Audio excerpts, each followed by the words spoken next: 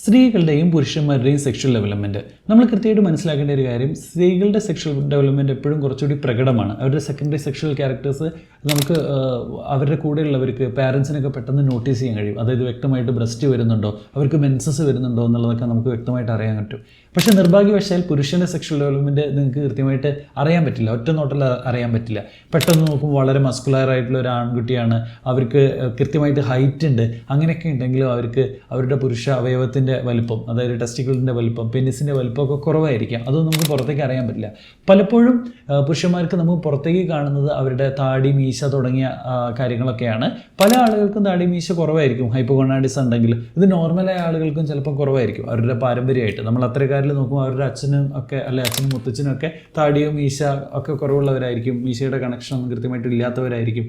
അതുകൊണ്ട് കൃത്യമായിട്ടുള്ളൊരു അവയർനെസ് ആൺകുട്ടികൾ, വളർന്നു വരുന്ന ആൺകുട്ടികൾക്ക് നമ്മൾ കൊടുക്കേണ്ടതുണ്ട്. അവരുടെ ടെസ്റ്റിക്കുലർ സൈസ് എത്ര കൂടും, അവരുടെ പിനൈൽ സൈസ് എത്ര കൂടും, അതിൻ്റെ ഒരു ഇനീഷ്യൽ അസസ്മെൻറ്റ് നടത്തേണ്ടതുണ്ട്. അപ്പോൾ സ്ത്രീകളെ സംബന്ധിച്ചിടത്തോളം ബ്രസ്റ്റ് സൈസ് അല്ലെ ബ്രസ്റ്റിൻ്റെ ഡെവലപ്മെൻറ്റ് വിസിബിളാണ്, അവരുടെ മെൻസസ് വിസിബിൾ ആയിട്ടുള്ളൊരു ചേഞ്ചാണ്. പുരുഷന് അങ്ങനെ ഒരു ചേഞ്ച് ഒന്നും വരില്ല. ടെസ്റ്റിക്കുലർ വോളിയം കൂടുക എന്നുള്ളത് കൃത്യമായിട്ടുള്ള അവയർനെസ് കൊടുത്തില്ല കുട്ടികൾക്കോ മാതാപിതാക്കൾക്കോ മനസ്സിലാവില്ല.